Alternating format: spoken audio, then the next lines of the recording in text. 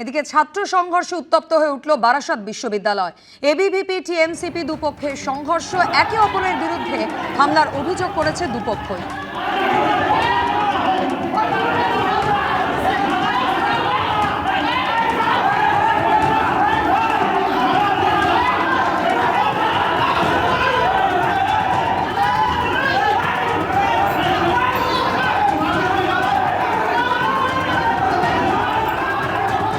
সম্পর্কে আরো বিস্তারিত জানতে কথা বলে নেব। আমাদের সঙ্গে টেলিফোন লাইনে রয়েছেন প্রতিনিধি সমীরণ পাল। সমীরণ, ভাইরাল হওয়া ভিডিও আমরা দেখতে পাচ্ছি, যেভাবে এবিভিপি এবং টিএমসিপি দুই গোষ্ঠী একেবারে হাতাহাতিতে জড়িয়েছে, কিন্তু কি কারণে?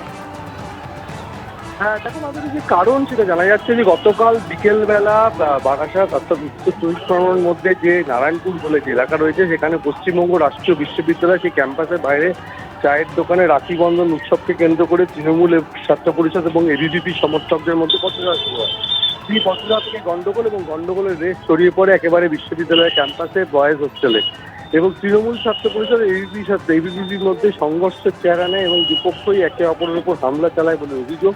এবং এই ঘটনায় এবিভিপির দুজন সমর্থক গুরুতর জখম হয়েছে এবং তৃণমূল ছাত্র পরিষদের একজন সমর্থক জখম হয়েছে এবং তাদেরকে বারাসাত মেডিকেল কলেজ হাসপাতালে ভর্তি করা হয়েছে। এবং তৃণমূল ছাত্র পরিষদের সূত্রে জানা যাচ্ছে যে সেখান থেকে একজন আহত সহ 3 জনকে আটক করেছে মেডিকেল কলেজ চত্বর থেকে পুলিশ, এবং তাদের বক্তব্য অন্যায়ভাবে তাদের আটক করা হয়েছে। এবিভিপির বক্তব্য হচ্ছে রাখি বন্ধন উৎসব পালন করার ক্ষেত্রে তাদের বাধা দেয় তৃণমূল ছাত্র পরিষদ সমর্থকরা। এই নিয়ে বেশ কিছুদিন ধরে চাপানোতর চলছিল। গতকাল তাদের উপর হামলা চালানো হয়েছে বলে অভিযোগ করা হয়েছে, যদিও তৃণমূল ছাত্র পরিষদের পক্ষ থেকে সমস্ত অভিযোগ অস্বীকার করা হয়েছে এবং দুপক্ষের সংঘর্ষে রীতিমতো রণক্ষেত্রের চেহারা নেয় বিশ্ববিদ্যালয় চত্বর এবং দত্তপুকুর থানার পুলিশ এবং নানান একেবারে নীলগঞ্জ ফাঁড়ির পুলিশ তারা ঘটনাস্থলে পৌঁছয়। বিশ্ববিদ্যালয়ের সঙ্গে গভীর রাত পর্যন্ত কর্তৃপক্ষের সঙ্গে গভীর রাত পর্যন্ত বৈঠকও হয়, কিন্তু এই রাখি বন্ধন উৎসবকে কেন্দ্র করে রীতিমতো উত্তপ্ত হয়ে ওঠে বিশ্ববিদ্যালয়ের ক্যাম্পাস। ধন্যবাদ সমীরণ।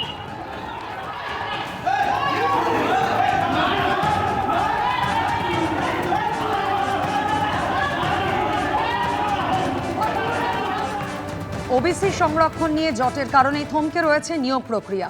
এই প্রেক্ষাপটে সুপ্রিম কোর্টের দ্বারস্থ হল রাজ্য সরকার এবং এসএসসির 17,000 যোগ্য শিক্ষক। আরজি 31শে আগস্টের বদলে বাড়ানো হোক চাকরির মেয়াদ।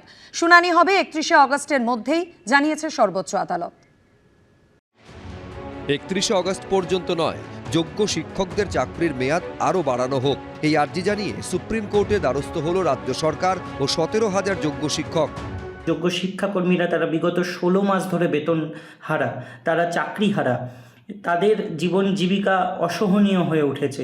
রাজ্য সরকারের কাছে আবেদন, তাদের কথা ভেবেও যেন কোনো পদক্ষেপ গ্রহণ করা হয়। যোগ্য শিক্ষাকর্মী এবং যোগ্য শিক্ষক শিক্ষিকা সকলের পাশে দাঁড়ান, যেন সকলের চাকরি সুনিশ্চিত করা যায়, এটি অবশ্যই দেখবেন। তৃণমূল আমলে প্রাতিষ্ঠানিক দুর্নীতির জেরে বাতিল হয় 26,000 শিক্ষক ও শিক্ষাকর্মীর চাকরি। সুপ্রিম কোর্ট নির্দেশ দেয় চলতি বছরের 31শে আগস্টের মধ্যে নিয়োগ প্রক্রিয়া শেষ করতে হবে। ততদিনে যোগ্য শিক্ষকেরা সবেতন চাকরি করতে পারবেন। ওই সময়ের মধ্যে শেষ করতে হবে নিয়োগ প্রক্রিয়া। সেই মতো বিগত সরকারের আমলেই 2025 সালে ফের এসএলএসটির পরীক্ষা হয়। ইতিমধ্যে একাদশ দ্বাদশে নিয়োগের সুপারিশপত্রও দেওয়া শুরু হয়েছে। তবে ভেরিফিকেশন প্রক্রিয়া নির্দেশ দিয়েও তা স্থগিত রাখার সিদ্ধান্ত নিয়েছে মধ্যশিক্ষা পর্ষদ। একই সঙ্গে কাউন্সেলিংয়েও স্থগিতাদেশ জারি করেছে এসএসসি, কারণ ওবিসি সংরক্ষণ নিয়ে জটিলতা। তৃণমূল সরকারের আমলে ওবিসিদের জন্য 17% সংরক্ষণ চালু ছিল, বিজেপি সরকারের আমলে তা হয়েছে 7%। নতুন সংরক্ষণ বিধিতে কিভাবে নিয়োগ হবে, বা তৃণমূল জমানায় সংরক্ষণ বিধি মেনে যারা সুপারিশপত্র পেয়েছেন তাদেরই বা কি হবে, এই নিয়ে দ্বন্দ্বে রয়েছে এসএসসি। এই জটিল পরিস্থিতিতেই সুপ্রিম কোর্টে দ্বারস্থ হল রাজ্য সরকার ও 17,000 যোগ্য শিক্ষক। মঙ্গলবার প্রধান বিচারপতি সূর্যকান্ত, বিচারপতি জয়মাল্য বাগচি ও বিচারপতি ভি মোহনার বেঞ্চে যোগ্য শিক্ষকদের তরফে 31শে আগস্ট থেকে মেয়াদ বাড়ানোর আর্জির পাশাপাশি দ্রুত শুনানির অনুরোধ করা হয়েছে। রাজ্য সরকারের তরফেও নিয়োগ প্রক্রিয়া সম্পূর্ণ হওয়া পর্যন্ত যোগ্য শিক্ষকদের চাকরির মেয়াদ বাড়ানোর আর্জি জানানো হয়েছে। 31শে আগস্টের আগেই শুনানি হবে বলে জানিয়েছে সর্বোচ্চ আদালত। কিন্তু শেষমেশ কি হবে?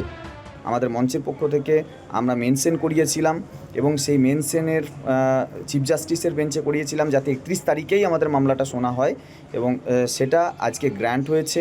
ভার্বালি বলেছেন যেহেতু একটা ইন্টারিম অর্ডার আছে এক্সটেনশনের সেটা থাকবে, কিন্তু যে বেঞ্চে এই আলোচনা হয়েছে সেই বেঞ্চের এখতিয়ারের মধ্যে এটা পড়ে না, তাই আমাদের এক্সটেনশন হলো কি হলো না সেটা আমরা 31 তারিখেই জানতে পারবো। এক্সটেনশনের ভবিষ্যৎ কি হবে সেটা 31 আগস্টের হিয়ারিংয়েই বোঝা যাবে। আপাতত যেটা আমাদের ভয়ে ছিল যে লিস্টিং হচ্ছে না, কেসটা শুনানিতে আসছে না, সেইটা আপাতত লিস্টেড হয়েছে। চাকরির মেয়াদ কি বাড়বে? এই অনিশ্চয়তার মধ্যেই আপাতত সুপ্রিম কোর্টের দিকে তাকিয়ে রয়েছেন যোগ্য শিক্ষকরা।